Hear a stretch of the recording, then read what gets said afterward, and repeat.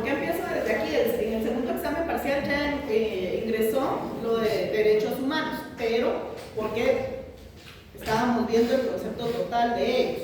No vamos a ver en esta clase lo que es el desarrollo histórico, eso es para que ustedes lo puedan entender mejor.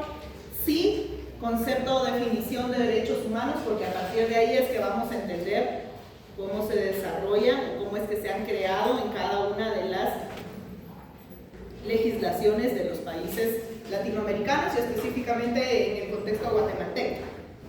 ¿Cómo podemos definir los derechos humanos en una definición doctrinaria? No la que yo pienso que es, porque aparte es el ejercicio que hicimos acá. ¿Qué creen ustedes que es derechos humanos? Pero acá tenemos ya una definición doctrinaria. Un conjunto de facultades y atribuciones de la persona humana que son connaturales a su ser como persona y anteriores a toda norma creada por el Estado o cualquier otra estructura social. Hugo J. Lorenzo.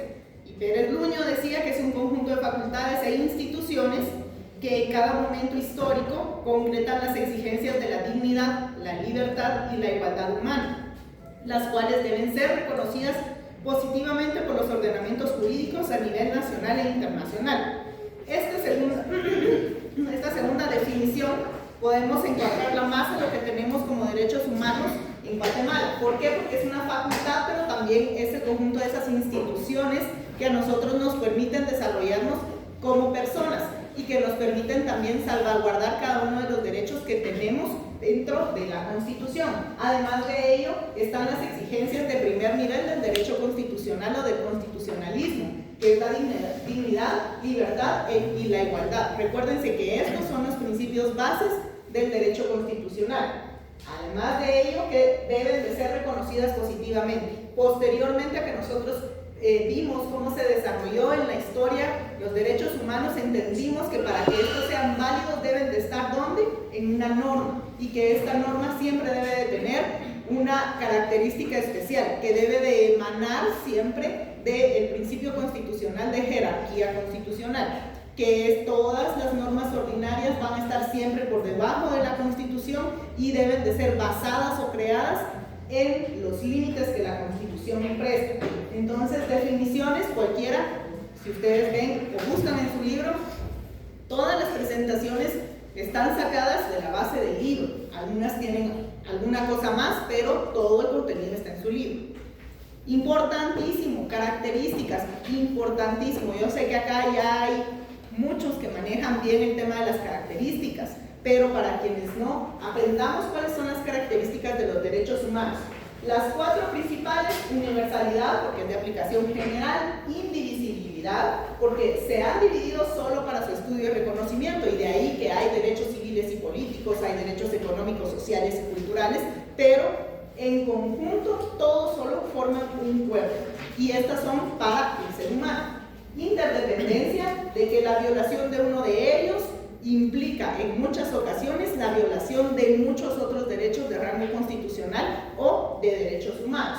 Interrelacionados, se incluyen unos a otros y es común que se hallen entrelazados. Esto lo vimos a lo largo del curso con muchos ejemplos, y recuérdense que si a mí me limitan, por ejemplo, el derecho de libre locomoción y yo estoy enferma, también me están limitando el derecho de salud. Eso es lo que tiene que ver con la interrelación. Son prioritarios, siempre los derechos humanos van a ir antes que cualquier otra cosa, y de ello deriva también que se han reconocido en tratados y convenios, y que estos, cuando son de aplicación de derechos humanos, tienen el mismo rango constitucional, siempre que no tergiversen el contenido de nuestra Constitución. Innegociables, no podemos decir, miren, yo les voy a dar $1 millón, pero usted renuncia a su derecho de la vida. No es posible. Fundamentales, es la base de nuestra Constitución, la base de nuestro derecho constitucional guatemalteco y la base del derecho de toda la humanidad. Históricos, el desarrollo que se ha llevado, los derechos humanos no nacieron ayer y van a funcionar hoy. Vienen desde qué épocas, a ver. Hablábamos en el desarrollo histórico de los derechos humanos, desde qué época podríamos hablar que se podrían haber conseguido los derechos humanos. Desde el cilindro de Ciro, que ahí ya se empezaban a tener aquellas ideologías de los derechos que eran en conjunto, que le permitían a la sociedad desarrollarse de una mejor manera. Transnacionales, que van más allá del Estado o de los límites de los estados en donde estamos. Los derechos humanos son de aplicabilidad en todos los países, en todos los estados que forman parte de la Declaración Universal de Derechos Humanos. Irreversibles. Si a mí me mejoran un derecho hoy, un derecho humano hoy, mañana no me pueden decir no, mire, siempre no. Ya no va a ser así, es como un derecho laboral. Si a mí me ofrecen pagarme hoy 1.500 y mañana me dicen, mire, no, son 1.000 quetzales, eso no es posible. Y en esa misma línea son los derechos humanos. Y progresivos.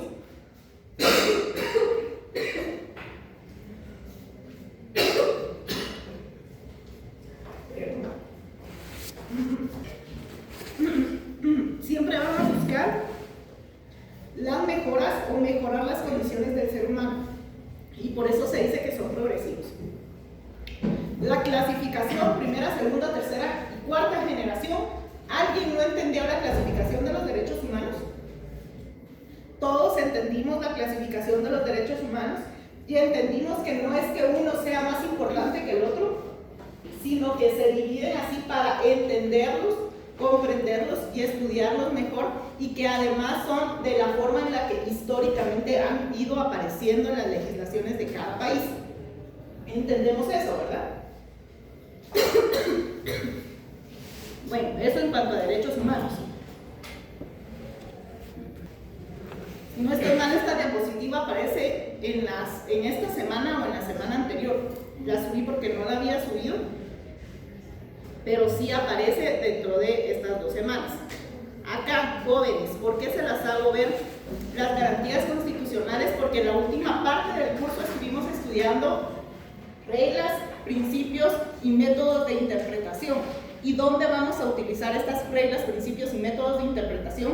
En la ejecución de las garantías constitucionales. ¿Y cuáles son estas garantías constitucionales?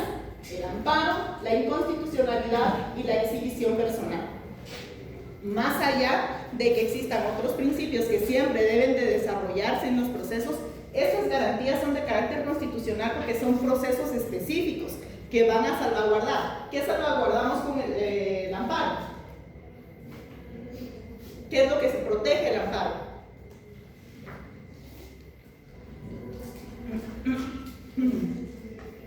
Violación contra los derechos humanos.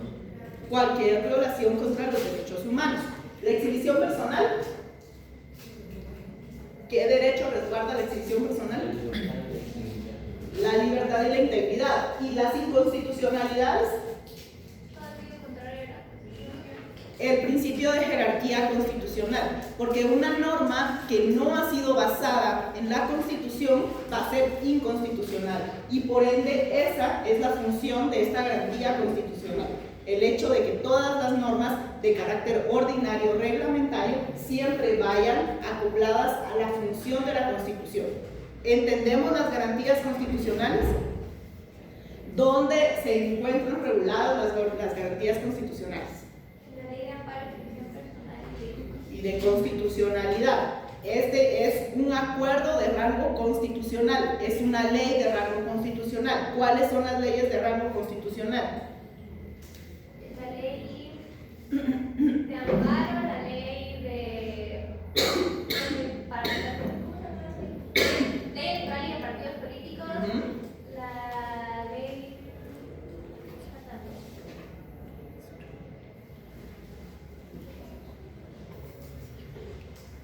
¿Cuál otra? División del pensamiento. La otra no me acuerdo. ¿Cuál es la otra? Que la estuvimos discutiendo el martes. Que fue la última clase que hablamos. Fue de hecho a la base de la última clase del martes. Judith no vino el martes, pero todos los demás sí.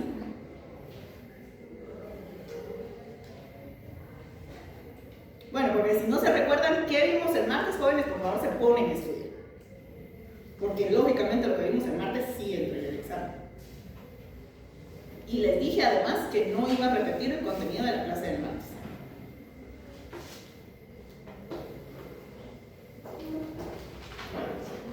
¿No se recuerdan? Ahí la buscan.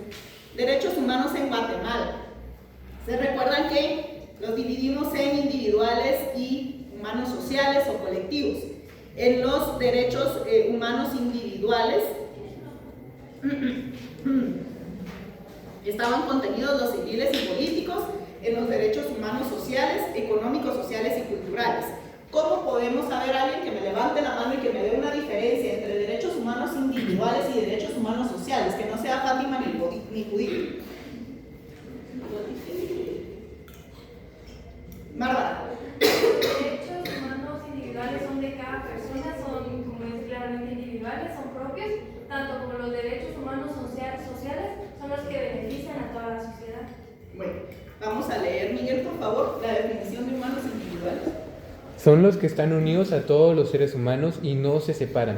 Son los derechos fundamentales del hombre como una conquista al poder público, o sea, aquellos que el pueblo tiene derecho ante cualquier gobierno del mundo por el solo hecho de haber nacido como seres humanos. Abner, por favor, derechos humanos sociales. Son todos aquellos que la Constitución reconoce a las personas, hombres y mujeres, por el hecho de ser seres humanos, pero ya no en forma individual, sino como miembros de la sociedad, como integrantes de la sociedad, y a la vez son un conjunto de obligaciones que la misma Constitución impone al Estado. Ok. Individuales, diferencias. Individuales son los que están prendidos a las personas por el solo hecho de serlos. Los sociales no, sí, pero no. O sea, sí es un derecho individual, por ejemplo, el votar, pero no lo tiene un menor de 18 años. Lo adquiere al momento de convertirse en ciudadano y ya formar parte de una sociedad, de una colectividad. Diferencia, individuales, que son los civiles y políticos, los poseemos por el solo hecho de nacer. Los sociales, aquellos que la Constitución reconoce, pero en colectividad, no como ser individual, sino en colectividad. Aparte de ello, en los derechos humanos individuales en el transcurso de la historia, son una conquista ¿de quién? Del ser humano para con los gobiernos, para con los estados de cada país.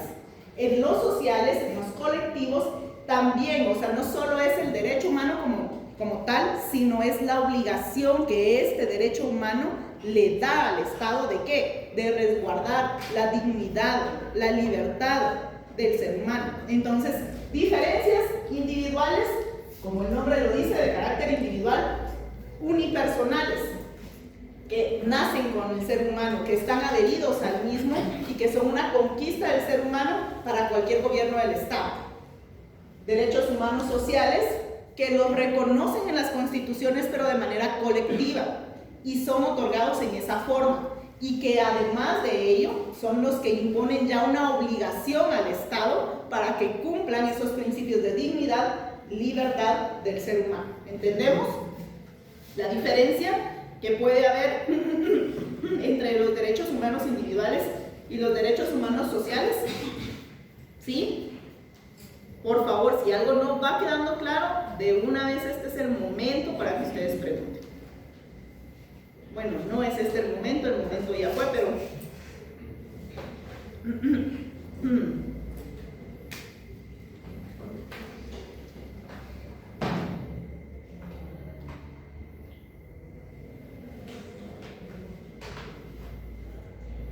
Bueno, derechos civiles y políticos, que en teoría, si nos vamos al curso, está el segundo parcial y después del segundo parcial aparece derechos civiles y políticos. Entonces nos vamos a ir a esa presentación.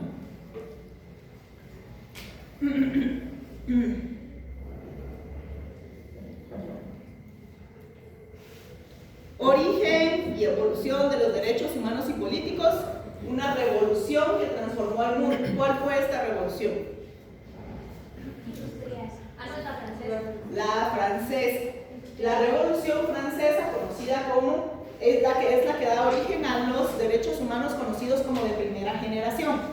Recordemos que siempre que ha habido una revolución es la que da origen a que se le ponga una etiqueta a los derechos humanos. En el caso de la Revolución Francesa es la que da origen a los derechos civiles y políticos, primera generación de los derechos humanos, y este periodo histórico está marcado por la lucha por la libertad e igualdad, sentó las bases para la defensa de los derechos individuales frente al poder absoluto del Estado. Y por eso se dice que los derechos civiles y políticos son esta conquista, ¿a través de qué? De esta revolución. El Pacto Internacional de Derechos Civiles y Políticos, adoptado en 1966 y que entró en vigor en 1976, ampliamente discutido en la clase por qué entró 10 años en vigencia después, es un tratado internacional que establece un marco legal para la protección de los derechos civiles y políticos. Este tratado ha sido ratificado por la mayoría de los países del entorno, lo que refleja la importancia de que se otorgue la protección de estos derechos. La historia de los derechos civiles y políticos está llena de luchas, de movimientos, de cuestiones históricas que van a marcar la diferencia de lo que es ahora y lo que fue. Y para ello se recuerdan inclusive que leímos una sentencia. ¿Cuál fue la sentencia que podríamos enmarcar en esta generación de derechos humanos? ¿Cuál de las dos sentencias que leímos? La de Dred Scott. A través del reconocimiento de los derechos civiles y políticos a nivel internacional, fue que toda la idea o la ideología incluso de estados, parte como fue Estados Unidos, fue cambiando y fue reconociendo derechos a todas las personas por el simple hecho de ser humanos, independiendo su raza, independiente su raza, su color, su etnia o de dónde provenían. Entonces, siempre vamos a buscar ¿qué? Igualdad y justicia. Esa es la base del derecho, eso es lo que ustedes van a discutir y estudiar durante toda la carrera y buscar, espero en Dios, cuando se gradúen. Igualdad y justicia. Sobre los derechos civiles y políticos. ¿Qué son derechos civiles y qué son derechos políticos? ¿Se recuerdan que al principio de la clase, al principio del curso, les decía que nuestra constitución no es una constitución únicamente de la República de Guatemala, sino también una constitución política, y esto tiene varias formas de interpretarlo. Una de ellas es que contiene dentro de toda su normativa los derechos civiles, sí, pero también los políticos. Los civiles son los que protegen la libertad individual, la igualdad ante la ley, incluyendo la libertad de expresión, la libertad de religión, la libertad de asociación y la protección contra la discriminación. Y los derechos políticos se centran en la participación de las personas en la vida política, incluyendo el derecho al voto, el derecho a presentarse a elecciones y el derecho a participar en la toma de decisiones políticas. ¿Por qué? Porque nuestro gobierno, nuestro Estado, Guatemala como país, es movido políticamente.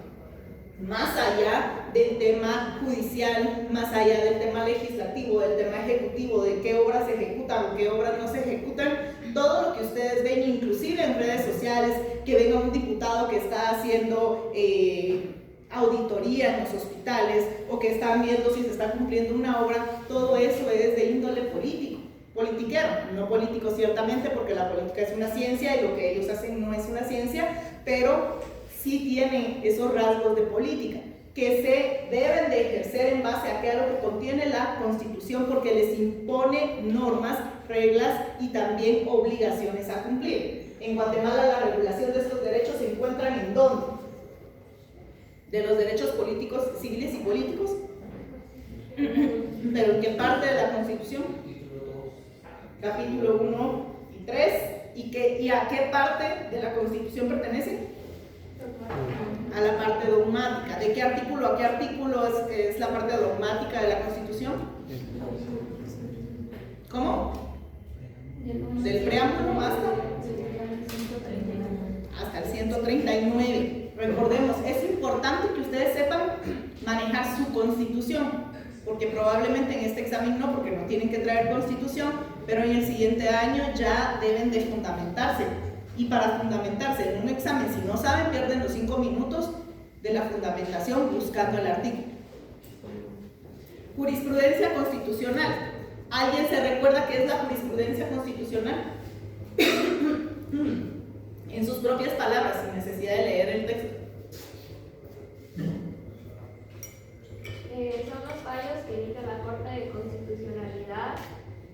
Son 3 fallos consecutivos, contestes y en el mismo sentido. Consecutivos, contestes y en el mismo sentido. Porque no solo son los fallos de la Corte de Constitucionalidad, porque si no diario se sentara jurisprudencia. Y no se sienta diario jurisprudencia porque no se dan estas 3 características. Consecutivos, contestes y en el mismo sentido. Consecutivos, que todos digan sí, Sebastián es culpable. Es un ejemplo. Sí, Sebastián es culpable, sí, Sebastián es culpable, sí, Sebastián es culpable. En casos diferentes, pero en la misma idea. Que no haya uno que diga Sebastián es culpable por apagar la luz y otro que diga Miguel no es culpable por apagar la luz. Ahí se divide esa consecuencia de la jurisprudencia y ya no se permite que se utilice. Contestes que hayan quedado firmes, que no se hayan ido a, por ejemplo, una apelación de amparo y en la apelación de amparo hayan retractado el amparo otorgado, o incluso que no se hayan ido a niveles internacionales y que ahí hubieran quitado ese derecho. Eso es conteste, y en el mismo sentido, que todos sean de la luz, de apagar o de poner la luz, que los tres se refieran a eso, porque si hay uno que es de apagar la luz, hay otro que es de mover los escritorios y hay otro que es de cerrar las puertas, eso no forma jurisprudencia. ¿Entendemos entonces el tema de la jurisprudencia constitucional? ¿Para qué nos sirve la jurisprudencia constitucional? ¿Para qué nos sirve?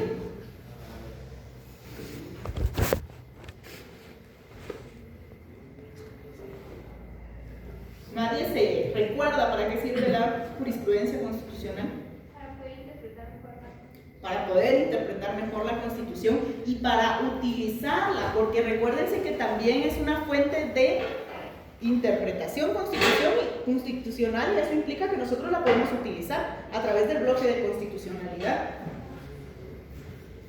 Importantísimo, estándares internacionales. ¿Por qué estándares internacionales? Porque los derechos humanos, si bien es cierto se manejan en la Constitución, la mayoría de ellos están contenidos ¿en dónde? En pactos, tratados y convenios de carácter internacional. Entonces, por lo menos yo esperaría que después de esta clase ustedes se sepan estos tres. No de saberse que los hayan leído de carátula a carátula, no, pero que sepan que los derechos humanos están contenidos en estos tres pactos, en estas tres instituciones internacionales. Los estándares internacionales de derechos civiles y políticos son un conjunto de normas y principios que establecen obligaciones internacionales para los estados en materia de derechos humanos. Estos estándares son parte de la Carta Internacional de Derechos Humanos. ¿Cómo se le denominan a estos estándares? Carta Internacional de Derechos Humanos. Recuérdense de la carta que les mandan a las novias o las que residen de los novios. ¿Por qué es una carta? Porque contiene información que les va a servir, en el caso de las parejas, a los dos, y en el caso de los estados es igual. Les sirve a quien lo firmó, por ejemplo, el de derechos civiles y políticos, a quien lo propuso, pero también a los estados parte. Entonces, los estándares internacionales están contenidos en donde, en la Carta Internacional de Derechos Humanos, e incluyen, no es que solo sean estos tres, pero se incluyen. ¿Cuáles son, por favor? Sebastián, léelos. La Declaración, la Declaración Universal de Derechos Humanos, el Pacto Internacional de Derechos Civiles y Políticos, el Pacto Internacional de Derechos Económicos, Sociales y Culturales. Gracias. Acá en estos tres documentos tenemos contenido, todo el contenido de derechos humanos. Desde su creación, los primeros pasos, que es la Declaración Universal de los Derechos Humanos, la primera generación de derechos humanos, que son los derechos civiles y políticos, y la segunda, incluso también la tercera generación de derechos humanos, que son los económicos, sociales y culturales. Entonces, Guatemala forma parte de esta Carta Internacional de Derechos Humanos, ¿sí o no? Sí, porque está incluido en los tres, en la Declaración Universal de Derechos Humanos y en los dos pactos de derechos de primera, segunda y tercera generación. Esto en cuanto a derechos civiles y políticos. Derechos económicos, sociales y culturales, denominados de segunda generación.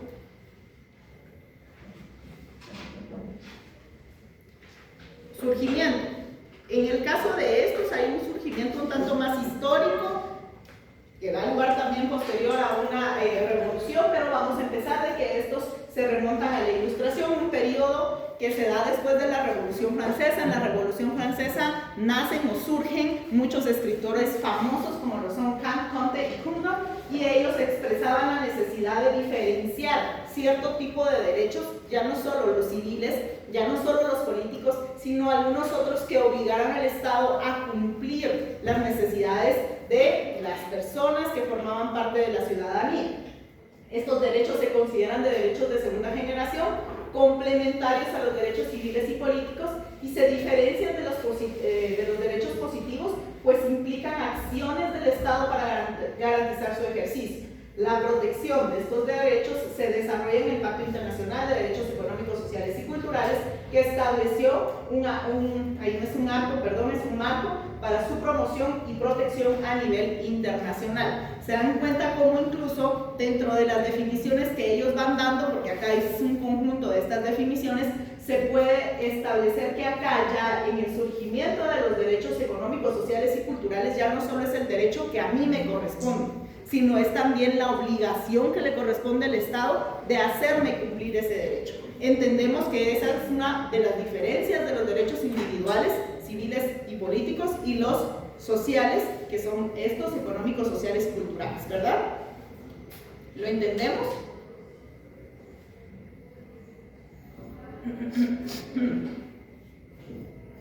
Voy rápido porque si no, no vamos a alcanzar a terminar.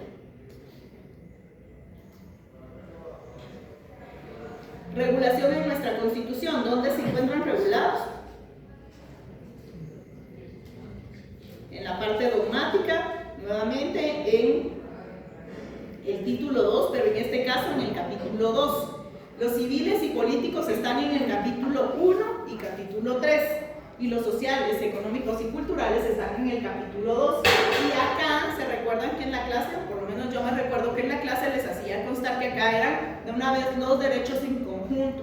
Por ejemplo, si hablaban de derechos de familia, hablaban de todos los derechos de familia, pero también se establece que hay una normativa específica del derecho de familia que se desarrolla en derecho civil, en derecho procesal civil y mercantil, y no sé si ustedes ya llevan el curso de derecho de familia como tal, separado, porque ahora ya hay un curso específico de derecho de familia.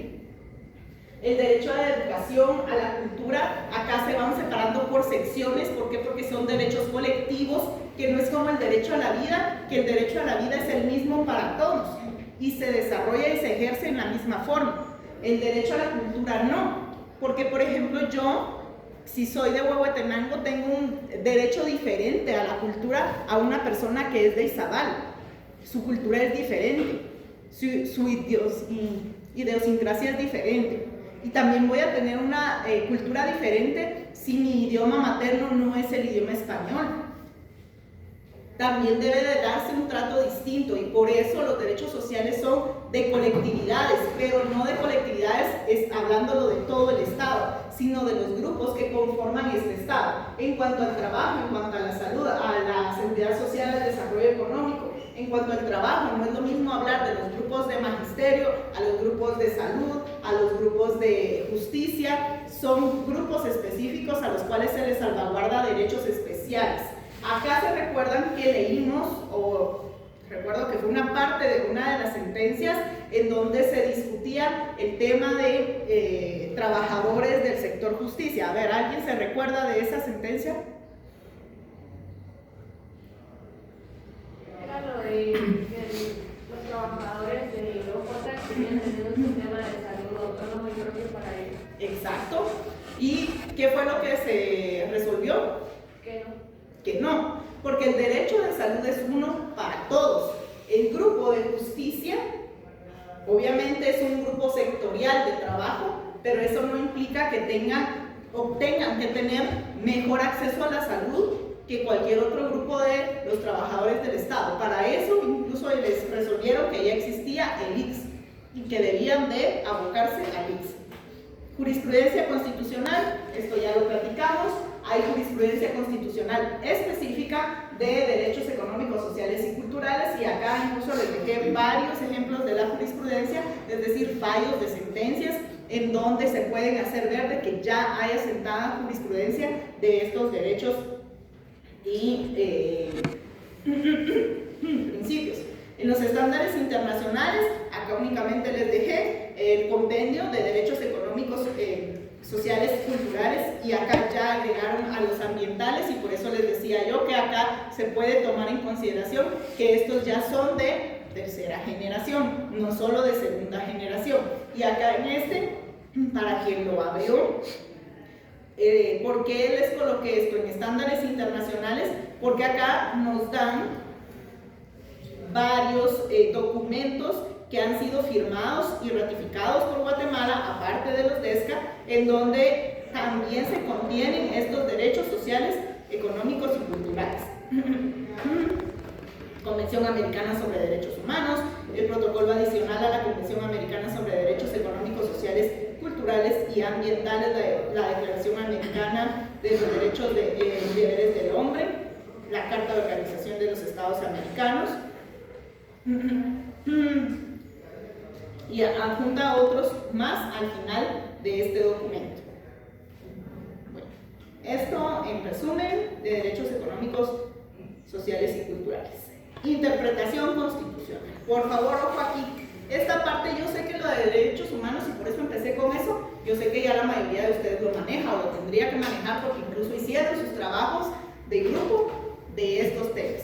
Ahora, la interpretación constitucional, ¿por qué para mí es importante? Porque necesito que, por favor, para el siguiente curso, yo espero verles la cara a todos, que no huyan de mí, es decir, no se asignen con otro docente, pero sí, pues qué bueno, si no, espero verles el siguiente año. Necesito que, por favor, sepan interpretar, sepan hablar, sepan escribir, sepan leer, porque ya estamos en un grado de licenciatura, ya no estamos en primaria ni en diversificado, como para decir que no podemos hacerlo. Yo estoy hablando con puros profesionistas acá. Entonces, para ello es que necesito que este tema de interpretación se les quede bien grabado. ¿Qué es interpretar? Y tenemos que tener en cuenta dos cosas importantes en esta definición. Una cosa es interpretar, la expresión general de interpretar, y otra es interpretar una norma. Interpretar en el sentido general es desentrañar el sentido de una expresión, descubrir lo que encierra, saber qué significa. Pero eso es en un contexto general. Pero interpretar una norma es la interpretación jurídica, que es distinta, es aquella actividad intelectual, subjetiva, tendiente a desentrañar el sentido, significado, contenido, mandato ¿de qué? De una norma. Y aquí, ojo por favor, porque necesito que si ustedes van a definir la interpretación jurídica, contenga estas características. Primero, que es una actividad intelectual, porque una interpretación jurídica no la puede hacer un niño de 10 años. Un niño de 10 años puede hacer una interpretación, por supuesto que sí, pero no jurídica. Una interpretación jurídica no la puede hacer un médico, porque el médico hace interpretaciones de medicina, de lo que estudia. Una interpretación jurídica la realizan quienes, los estudiosos del derecho, es decir, ustedes. Y por eso debe de ser una actividad intelectual, subjetiva, no únicamente de lo tangible, de lo que puedo ver y tocar, sino del contexto en donde está sucediendo la acción, el hecho. Juan mató a María. Sí, Juan mató a María y ese es un tipo penal y está contenido en una norma. Pero no solo se ve eso, se ve todo el contexto. Para poder darle una sentencia a Juan no se va a ver el que la norma dice que Juan mató a María. Se va a ver cuál es el contexto, las circunstancias bajo las cuales se dio el hecho, y por eso es subjetiva. Y tendiente a desentrañar el sentido, el significado, el contenido ¿de qué? ¿De cualquier cosa? ¿De un libro de matemáticas? No, de una norma. Eso es la interpretación jurídica. Siempre vamos a ir en qué? En búsqueda de la verdad histórica de una norma, acoplando los hechos a lo que la norma contiene. Por favor, necesito que sepan bien esas definiciones. ¿Qué interpretamos? Y acá con lo que interpretamos nos tardamos bastante en las clases porque sí me gusta que ustedes entiendan eso. Podemos interpretar leyes ordinarias. Y las leyes ordinarias las vamos a interpretar en base a ¿qué? A los artículos 9, 10 y 12 ¿de qué? De la ley del organismo judicial. Eso creo que no hay pierde. Una ley ordinaria dentro de la ley del organismo judicial establece cómo se debe de interpretar. E inclusive establece el orden de interpretación en que debemos de ir viendo, bueno, histórico, no se puede. No, entonces gramatical, no, tampoco. Entonces sí establece un orden. Interpretación de la Constitución, acá la interpretación constitucional ya es un campo completamente distinto. Y lo que tenemos de la Ley de Amparo, Exhibición Personal y Constitucionalidad en cuanto a los artículos 2, 43 y 42 y 43 es únicamente la base de la interpretación constitucional, que debe de ser ¿qué? Amplia y extensiva. Amplia y extensiva. ¿Qué más podemos interpretar? Diario de sesiones de la Asamblea Nacional Constituyente. ¿Por qué? Porque ahí vamos a encontrar el sentido, la razón de ser, del por qué el constituyente colocó el derecho a la igualdad, de por qué el constituyente colocó el derecho a la aportación de armas, de por qué el constituyente dividió nuestra Constitución en 3 partes. Por eso también podemos interpretar esto.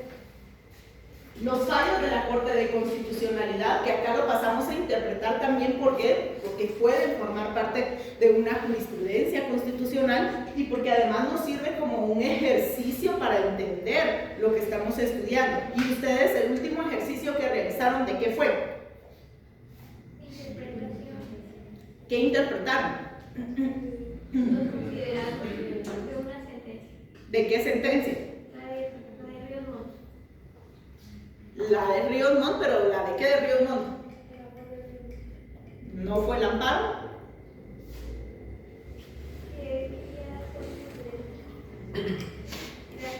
Tiene que ver con el amparo, pero no fue el amparo. Es una apelación. La apelación del amparo. Se interpretaron los considerandos de la apelación de amparo del expediente presentado por Ríos Montt, donde él quería participar como presidente de la República de Guatemala. Y los fallos de la Corte Interamericana de Derechos Humanos, que por cuestiones de tiempo ya no se me permitió poder darles un fallo de la Corte Interamericana de Derechos Humanos, pero que probablemente en el otro semestre sí. Si lo que sí interpretamos fueron de países extranjeros, en el otro caso de interpretación de Estados Unidos. ¿Por qué? Porque es diferente la interpretación que se le da en nuestro país a la que se le puede dar en derecho comparado. Ahora, mecanismos de interpretación constitucional. Cuando hablemos de mecanismos de interpretación constitucional, ¿implica qué? Que se debe de realizar mecánica, construcción, y esto se los dije. Para poder hacer un escritorio no es solo la tabla que está enfrente o encima, todo lo que lo conforma, esos son los mecanismos. Y para realizar esa interpretación se debe interpretar, integrar y construir. La primera parte es esa interpretación jurídica, el entender, el estudiar, el ver. Otra parte es integrar, precisar qué es lo que tengo. Tengo los artículos de la Constitución, pero también tengo estos fallos de la Corte de Constitucionalidad, pero también tengo la memoria de la Asamblea Nacional Constituyente, pero también tengo jurisprudencia internacional, pero también tengo pactos y convenios. A eso es a lo que se refiere integrar. Y construir, ¿qué es lo que vamos a construir? Normalmente una resolución, la respuesta a lo que estamos interpretando. ¿Cuáles son los mecanismos de interpretación constitucional? Interpretar, integrar, construir. Mecanismos, es la forma como va funcionando el carrito. Interpreto, integro y construyo. Categorías de interpretación de ideas de la Constitución. Es lo mismo interpretar la Constitución a interpretar desde la Constitución. No, ¿por qué? Mary. Porque desde la Constitución se puede tener una interpretación más no tan rigurosa, y interpretar la Constitución sí necesita un mecanismo más específico y riguroso, porque no se puede interpretar lo que nosotros queramos o como sea, digamos, es más. Sí, no. Recordemos que la única diferencia de interpretar de la interpretación de la Constitución y desde la Constitución es que de la Constitución es que vamos a interpretar un artículo, un texto constitucional, es decir, una norma que esté dentro de la Constitución. Y desde la Constitución es que vamos a interpretar otra norma, pero desde desde el punto de vista de la Constitución. Esa es la diferencia. De la Constitución, un artículo, el 5, el 8, el 10, el 15, el 250, esa es la interpretación de la Constitución. Y desde la Constitución a la ley de femicidio, la ley de aguas, el Código Civil, el Código de Trabajo, pero ¿desde dónde? Desde la perspectiva constitucional. Y cuando lo interpretamos desde la perspectiva constitucional, la interpretación debe de ser amplia, debe ser extensiva. Ahora, si lo estamos interpretando como una norma ordinaria, ya es rígida, ya es de conformidad a la ley del organismo judicial. Y esa es la diferencia de la interpretación de la Constitución y desde la Constitución. La interpretación de la Constitución normalmente solo la realizan ¿quiénes? Quienes pertenecemos al gremio judicial, Corte de Constitucionalidad, es decir, sus magistrados, los magistrados de Corte Suprema de Justicia, los abogados litigantes, ustedes como estudiosos de derecho. Ahora la interpretación desde la Constitución la pueden realizar ¿quiénes? La deben de realizar el legislativo. ¿Para qué? Para crear nuevas normas, nuevas leyes. Administrativamente, las municipalidades, la Contraloría General de Cuentas, judicialmente, porque también se debe realizar una interpretación desde la Constitución en todo el ámbito judicial, constitucional, nuestra Constitución, desde nuestra Constitución, que ya sería Corte de Constitucionalidad, doctrinal, todos aquellos que se dedican específicamente al estudio del derecho, a hacer libros, a escribir acerca de temas constitucionales, del tema constitucional y popular. Desde la Constitución incluso lo puede hacer un albañil, lo puede hacer un electricista, lo puede hacer un médico, pero es que nuestra Constitución dice que yo tengo derecho a salir, entonces yo tengo derecho a salir. Esa es una interpretación desde la Constitución. ¿Es una interpretación jurídica? No, pero sí es una interpretación desde el contenido de la Constitución. Reglas de interpretación constitucional. Y acá tenemos varias reglas, de hecho son 7 reglas de interpretación constitucional. Es decir, que si yo les preguntara 3 o 4, no pueden no contestarme 3 o 4 reglas de interpretación constitucional porque son 7. Y 7 fáciles. Fin supremo, un todo orgánico, instrumento de gobierno permanente, interpretación amplia y extensiva, sentido de las palabras. Fin supremo. ¿Cuál es el fin supremo de nuestra Constitución? Proteger y garantizar la libertad y la dignidad del hombre. Lo que les repetí casi que en todas las clases del curso. Un todo orgánico sí se puede interpretar un artículo de forma independiente, pero siempre en el contexto del contenido de la Constitución, de todo lo que salvaguarda la Constitución. Interpretación amplia y extensiva, no debemos al contenido literal de las palabras, sino a todo lo que contenga el contexto constitucional. Grupo o instrumento de gobierno permanente, recuérdense que nuestra Constitución limita la forma de gobierno. En el artículo 140 de la Constitución se establece nuestra forma de gobierno y por eso es que, como regla, debe de tenerse que ese es un instrumento permanente. Además, hay artículos que no son reformables y por ende nuestra forma de gobierno no va a cambiar, a menos que haya un golpe de Estado y surjan muchas otras situaciones, pero en principio no. Sentido de las palabras, si el artículo dice que tenemos derecho a la vida es porque tenemos derecho a la vida. No nos podemos ir tampoco del otro lado. Es el derecho a la vida y eso se respeta. Privilegios y excepciones. Alguien que se recuerde a qué me refería yo con privilegios y excepciones en el tema de reglas de interpretación constitucional.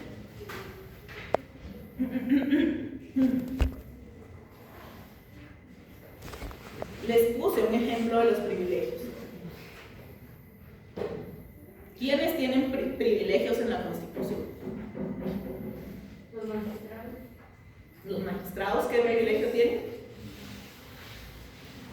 No recuerdo bien lo del antejuicio. El derecho de antejuicio. ¿Por qué es una regla de interpretación constitucional? Porque se debe de ver cuáles son esas personas a las que el derecho ordinario no se les puede aplicar en la misma forma. Y ese es un privilegio para diputados, para magistrados, para el presidente y vicepresidente, para los ministros de Estado. y también son una excepción, porque es una excepción al contenido normal de la regla. Presunción de constitucionalidad. Recordemos que presumimos que todas las normas que se emiten por parte del legislativo están contenidos en la Constitución. Es decir, que devienen de un derecho que ya está contenido en la Constitución y lo que se le da a través de una norma ordinaria es forma a ese derecho. Es algún organismo, alguna metodología para poder aplicar. Reglas de interpretación sencillas, principios de interpretación constitucional. ¿Qué es lo que diferencia una regla a un principio? Una regla es algo que dice que se puede interpretar como que instruye, restringe. Y un principio es algo que guía, es un valor del cual van a guiar. Una regla restringe, un principio instruye. Los principios son con lo que ya nacemos, es el génesis. Y la interpretación constitucional tiene esos génesis, tiene esos principios que se deben de respetar al momento de interpretar. El principio de unidad de la Constitución, que les hacía la comparación, que también es una regla de un todo orgánico, al momento de interpretarla hay que interpretarla en conjunto, y en cuanto al principio es que la Constitución es una. Y no solo es una, sino es una aplicable a todos los habitantes del Estado. No hay una Constitución para el pueblo xinca, no hay una Constitución para el pueblo maya, es una Constitución para todos. La concordancia práctica, que lo que esté escrito sea lo mismo que se ejecuta. Ese es el principio de concordancia práctica y eso es lo que busca nuestra Constitución. Corrección funcional, porque sirve, que debe de ser, ¿cómo les explico? Consecuente a. Un artículo debe de ser consecuente al otro y debe de ser en función de qué, de salvaguardar la dignidad y la libertad humana. Fuerza normativa. Si en la Constitución se establece que hay un derecho de presunción de inocencia, ese derecho debe de prevalecer durante todo el proceso, la presunción de inocencia.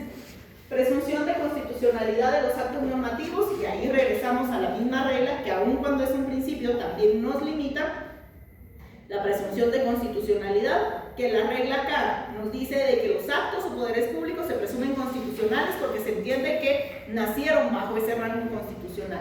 Y como principio es que todas las normas que nazcan deben de hacerlo siempre bajo los principios de la Constitución, las normas o las leyes, los artículos contenidos en la Constitución. Y el principio de argumentación. Yo puedo interpretar y puedo tener pensamientos pero excepcionales en cuanto a lo que la norma debería de decir o debería de expresar o al sentido que quiso darle el legislador a la norma. Puedo tener unos pensamientos muy bonitos, pero de nada me van a servir si yo no lo sé argumentar, si yo no sé darle un sentido propio a las palabras y el uso correcto a estas. El uso también de la forma, de si es de forma oral, en qué forma yo me voy a expresar, si es de forma escrita, el uso de todos los signos de puntuación. Y me refiero a todos los signos de puntuación, porque acá de 25 creo que somos, creo que alrededor de 5 utilizan tildes. Todos los demás ya se les olvidaron que hay palabras que se tildan. Y se los digo porque los veía en sus trabajos, en sus exámenes. Ya era y en los primeros recuerdo que les ponía con rojo las tildes, pero ya después me di por vencida porque eran muchos. Entonces no perdía mucho tiempo. Empecemos con eso. Y no es lo mismo una palabra que lleva tilde sin tilde. No es lo mismo colocar una coma o no colocar una coma. Y no les voy a dar los ejemplos típicos que me recuerdo que me imagino que ustedes ya se los dieron y ya se lo saben. Cuando colocan pinto casas a domicilio. Obviamente si se pintan casas es porque va a ir uno a la casa a pintar, no cómo. Entonces, para que veamos cuál debe de ser el sentido de la argumentación. Debe de ser un sentido propio, debe de ser un sentido adecuado al caso concreto, utilizando normas y reglas concretas. Y ahora acá, métodos o sistemas de interpretación constitucional. Acá quiero que me digan, como todos hicieron su esquema, cuál sería el esquema de los métodos o sistemas de interpretación constitucional que me tendrían que presentar. Un supuesto que puede ser doctrinal,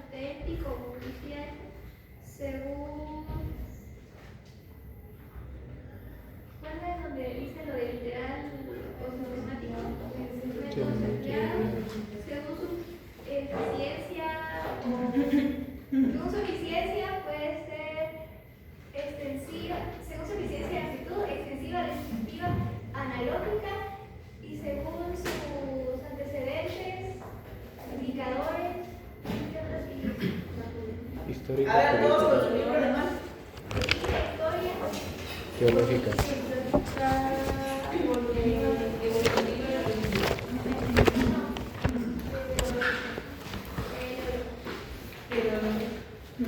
¿En dónde está lo de las 181 a 185. 86. 182, perdón. interpretación de la Constitución, métodos o sistemas? ¿Por qué esto es importante? Porque ustedes, para realizar una interpretación, que es lo que hicieron en el ejercicio último, debieron de leer su libro. Debieron de saber, bueno, ¿quién resolvió aquí? ¿Qué fue lo que resolvió? ¿En base a qué? ¿De una forma política, de una forma histórica, de una forma gramatical? Entonces sí es importante que ustedes sepan bien ese esquema. Según la fuente, interpretación auténtica, doctrinaria judicial.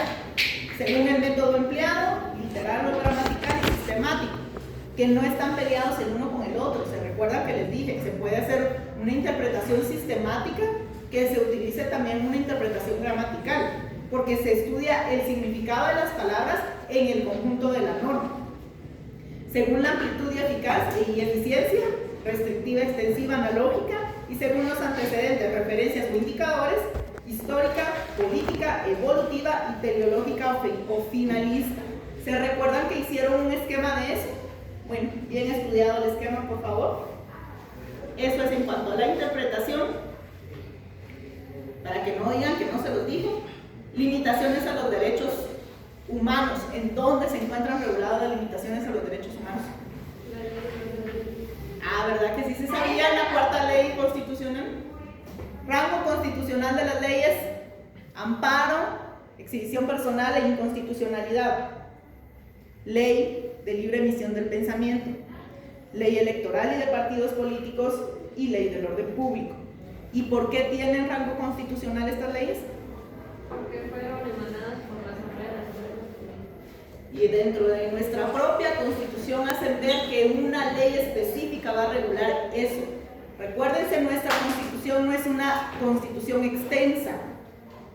Sí es bastante grande, no podemos decir que es sucinta, pero no tiene todo el contenido específico.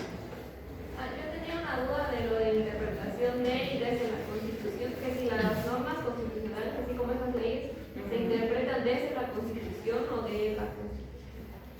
Si son normas constitucionales, ¿van a tergiversar el contenido de la Constitución? No, entonces va a ser desde o de, porque son normas de rango constitucional. Entonces la interpretación va a ser en la misma forma que nuestra Constitución. Incluso en la ley de amparo, que es una ley de rango constitucional, es donde nos ponen los lineamientos para la interpretación constitucional. Entonces es de la Constitución.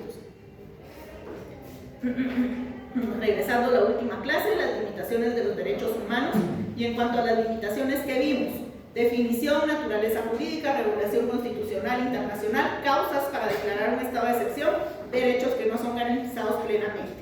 En la definición establecimos que estas limitaciones o la suspensión de los derechos humanos es un acto complejo, principal, formalmente legislativo y materialmente ejecutivo. Complejo porque no es sencillo, no es de que mañana vaya a salir el presidente de la República, ya no pueden salir de sus casas, no, debe de existir un acto específico para que se pueda dar. Principal porque tiene fuerza normativa constitucional, está regulado en nuestra Constitución.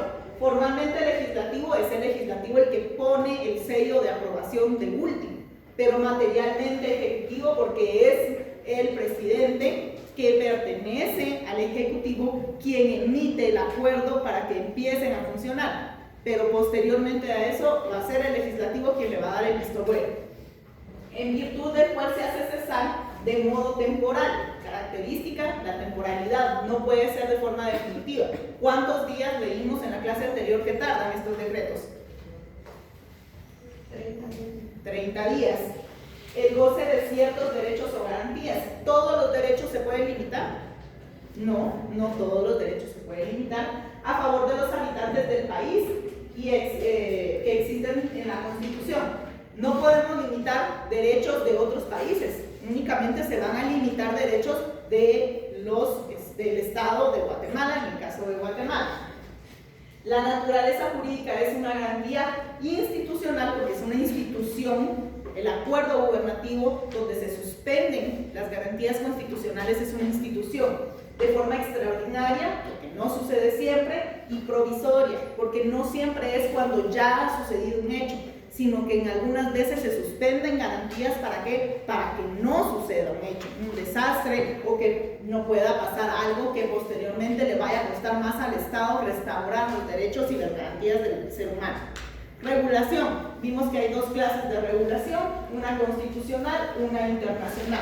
En la constitucional vimos que están dentro del título segundo, derechos humanos, capítulo 4, limitaciones a los derechos constitucionales, artículos 138 y 139. Con esto termina la parte dogmática de nuestra Constitución, con la suspensión de derechos o garantías constitucionales. Y ahí, porque en el 140 empieza la parte práctica, orgánica. Y aparte de esto, están contenidos específicamente en la Ley del Orden Público. Acá nos dicen cuál es el proceso en forma pequeña y en la Ley del Orden Público ya cuándo proceden, qué derechos se pueden suspender o cómo se pueden utilizar cada uno de las limitaciones de los derechos constitucionales. En forma internacional, incluso leímos dónde se encuentra ese fundamento legal en la Carta de las Naciones Unidas, que era el preámbulo, o en una parte del preámbulo en la Declaración Universal de los Derechos Humanos, que acá sí es directamente en el artículo 29, el Pacto Internacional de Derechos Civiles y Políticos en el artículo 4 y 40, y en la Convención Americana de Derechos Humanos en el artículo 27. ¿Qué les dije de este artículo 27?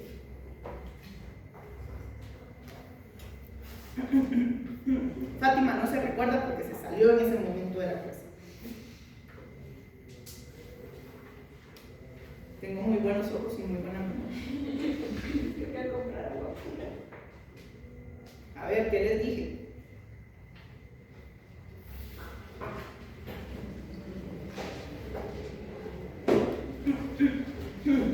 Sebastián. Hilda. Creo que es una normativa procesal. ¿No lo encuentro en el libro? ¿Alguien que lo encuentre? No fue la parte cuando antes de que empezara poniendo los ejemplos. ¿Cómo? No fue la parte de antes cuando estaba poniendo los ejemplos. Sí. Pero les especifiqué en cuanto a ese artículo de la Convención Americana sobre Derechos Humanos.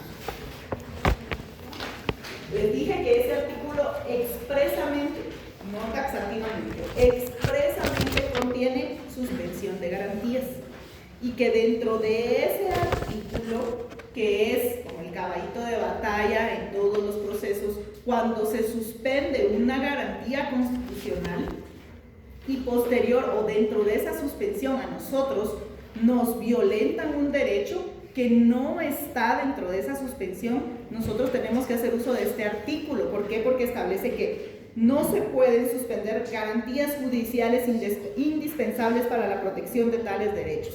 Es decir, incluso les puse el ejemplo, decía Melvi, ¿de qué? De la pandemia, del toque de queda, cuando agarraban a 50 personas de un solo y se les escuchaba a las 50 personas juntas. ¿Por qué? Porque no se podía suspender los derechos judiciales que se tienen otorgados a la Constitución. Más allá que estuviera suspendido el derecho de libre locomoción, no estaba suspendido el derecho a ser escuchado en un plazo razonable, que también es de rango constitucional.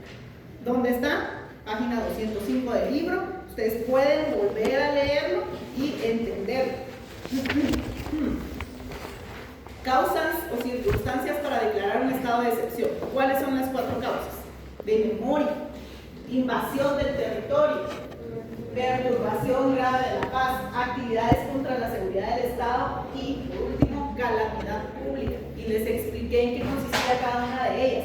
Invasión del territorio si fuera un estado de guerra. Perturbación grave de la paz, no necesariamente el hecho de que exista una bomba o cuestiones de esa naturaleza. Incluso desde el mismo Estado se puede perturbar la paz. Actividades contra la seguridad del Estado, les ponía el ejemplo de las manifestaciones o las huelgas que se realizan por parte del magisterio, que puede dar lugar a que haya una actividad en contra de la seguridad del Estado. Y la calamidad pública, que creo que todos se recuerdan de ese ejemplo. ¿Cuál era el ejemplo? ¿Cómo? El COVID, los huracanes, los terremotos son momentos en los que se puede declarar un estado de calamidad pública, porque esto va no dirigido tanto a acciones del ser humano, sino a propias consecuencias de la naturaleza. Acá se recuerdan que en el INC está la ley, creo que sí, del orden público, y acá establece cuáles son los estados que se pueden emitir en cada uno de los casos, o en qué casos se puede emitir estos estados.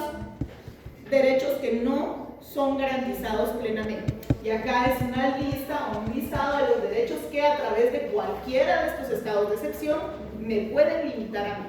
El derecho de libre acción o libertad de acción, detención legal, interrogatorio a detenidos o presos, libertad de locomoción, derechos de reunión y manifestación, libertad de emisión del pensamiento, tenencia y portación de armas, huelga de trabajadores del Estado. Derechos que sí están permitidos su limitación.